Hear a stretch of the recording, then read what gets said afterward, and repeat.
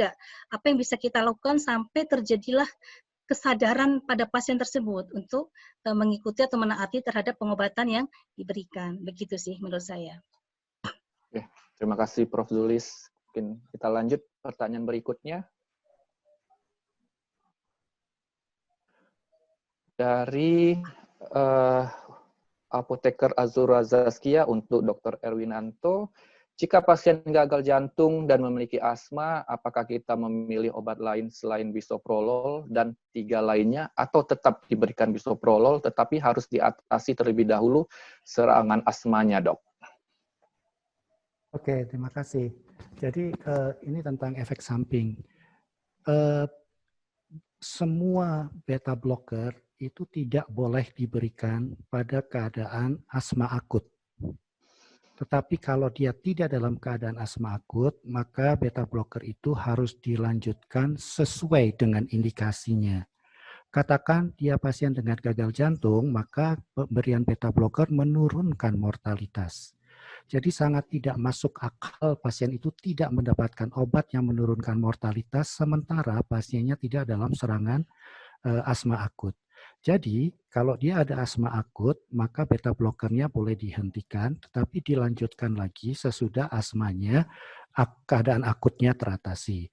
Apakah bisa diganti dengan obat yang beta blocker yang lain? Jawabannya tetap seperti yang saya katakan tadi, semua beta blocker tidak boleh diberikan pada keadaan asma akut. Jadi, atasi dulu asmanya, kemudian dilanjutkan. Kalau pasien itu untuk hipertensi dengan tanpa penyakit jantung, di mana evidence-nya itu lemah, maka kita boleh melewatkan atau tidak meresepkan beta blocker, karena masih ada obat-obat lain yang bisa menurunkan tekanan darah.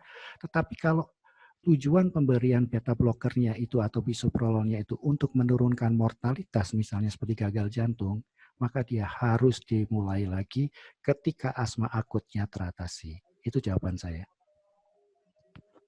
Oke, terima kasih Dr. Erwinanto. Selanjutnya untuk Prof. Zulis dari Apoteker Sadli. Apakah pada pasien lansia usia lebih dari 70 tahun didiagnosa hipertensi dengan tekanan darah bisa mencapai 200/100, harus rutin meminum obat antihipertensi walaupun tekanan darah pasien setelah 5 hari terapi kembali normal? Ya, terima kasih pertanyaannya. Saya kira sudah dijawab oleh dokter tadi sebetulnya ya, bahwa tekanan darah itu tidak akan mungkin sampai turun sekali begitu, karena ada batasnya juga. Dan pasien di sini, ini adalah suatu kekhawatiran ya, ketika sudah normal, apakah dia boleh menghentikan obatnya begitu. Padahal tadi sampaikan oleh dokter juga bahwa hipertensi itu bukan penyakit yang bisa sembuh ya, harus dikontrol.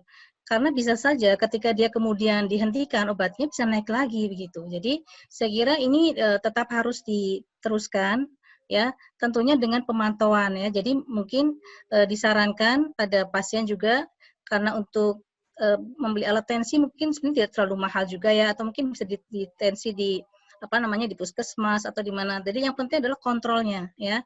Tetapi kalau rutinnya tuh menurut pendapat saya sih sebetulnya adalah rutin ya, karena memang sekali lagi tekanan darahnya itu harus dikontrol. Ketika dia kemudian lepas, mungkin dia akan bisa naik lagi gitu. Jadi dia bisa turun karena minum obat, tapi ketika dilepaskan bisa naik lagi, tidak terkontrol. Demikian. Oke, terima kasih Prof. Zulis. Kemudian berikutnya pertanyaan untuk Dr. Erwinanto dari Apoteker Claudia. Pada penggunaan dosis bisoprolol pada indikasi hipertensi dan gagal jantung, apakah sama atau berbeda? Kemudian parameter apa yang menjadi target penggunaan bisoprolol? Apakah penurunan tekanan darah dan heart rate saja atau mencapai target dosis optimum bisoprolol? Oke, indikasi hipertensi itu jelas kalau tekanan darahnya di atas 140/90 sesuai dengan definisi hipertensi, maka dia ada indikasi untuk mendapatkan obat penurun tekanan darah. Dan obat penurun tekanan darah tidak selalu bisoprolol. Pada pasien-pasien yang tanpa penyakit jantung, itu beta blocker termasuk bisoprolol itu adalah lini ketiga. Lini pertamanya ini penyakit ini hipertensi tanpa penyakit jantung. Lini pertamanya itu adalah ACE inhibitor atau ARB, salah satu karena kedua obat tidak boleh digabung. Yang kedua adalah ditambah salah satu calcium channel blocker atau diuretik, dan diuretiknya itu adalah golongan tiazid diuretik tiazid atau yang sejenis tiazid, misalnya indapamid. Sementara beta blocker akan diberikan sesudah mendapatkan 3 obat. Jadi 2 obat pertama nggak turun, ditambah lagi menjadi 3 obat, nggak turun, baru diberikan beta blocker. Makanya dia disebut sebagai lini ke-3 untuk pasien hipertensi tanpa penyakit jantung. Sementara kalau dia hipertensi dengan penyakit jantung, pada lini pertama dia langsung bisa diberikan bisoprolol. Mengapa berbeda antara penyakit jantung dan tidak penyakit jantung?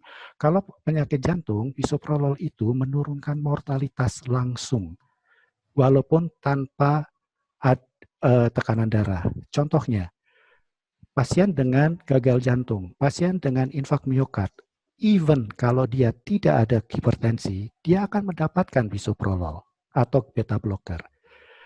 Jadi dia diberikan.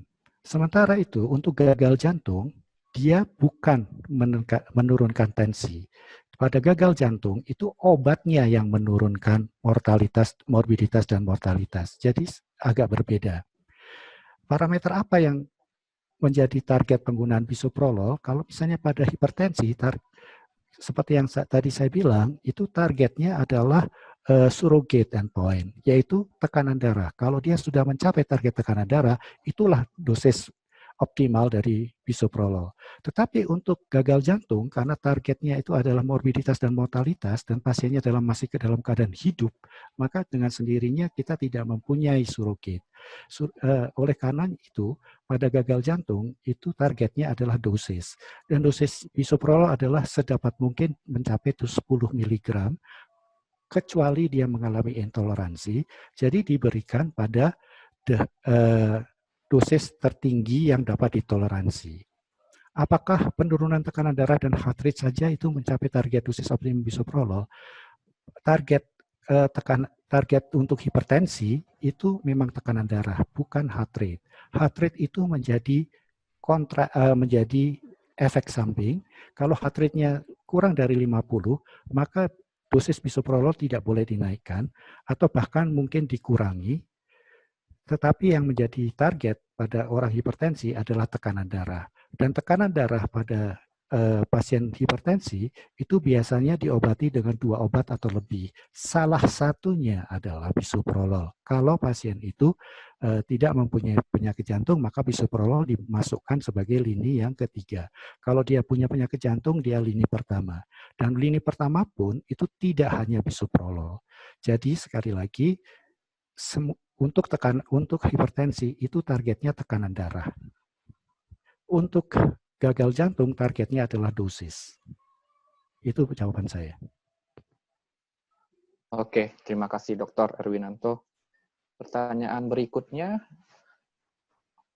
untuk Prof. Zulis dari Apoteker Hernawati. Di tengah pandemi ini ada pasien yang tidak mengontrol tekanan darahnya, hanya melalui telemedicine. Apakah boleh pasien tetap melanjutkan obatnya tanpa kontrol tekanan darah? Baik, terima kasih. Pertanyaannya sangat kekinian, yaitu karena ada pandemi dan ada telemedicine. Telemedicine sendiri adalah suatu bentuk pengobatan jarak jauh begitu yang sekarang mungkin sedang digodok untuk aturan-aturannya. Saya kira tetap ada tetap ada konsultasi dengan dokter gitu ya. Jadi tetapi melalui telemedicine begitu. Jadi sebetulnya pasien tetap diminta, artinya untuk mengontrol tekanan darah, apalagi pasien hipertensi, tentu itu merupakan yang harus kita dorong. Jadi pasien harus tetap mengontrolkan tekanan darahnya, dan mungkin bisa di sini kalau apakah boleh pasien tetap melanjutkan obatnya tanpa kontrol tekanan darah? Ya sebetulnya ini pertanyaannya agak membingungkan karena hanya melalui telemedicine. Nah, telemedicine itu sebetulnya juga sudah merupakan ada bentuk konsultasinya dengan dokter mestinya dalam konteks untuk telemedicine ya. Nah di sini kita harapkan sih, kita dorong pasien itu tetap bisa mengontrolkan tekanan darahnya. Memang kita sarankan pasien itu misalnya bisa datang ke tempat terdekat, ya, tidak harus misalnya ke rumah sakit yang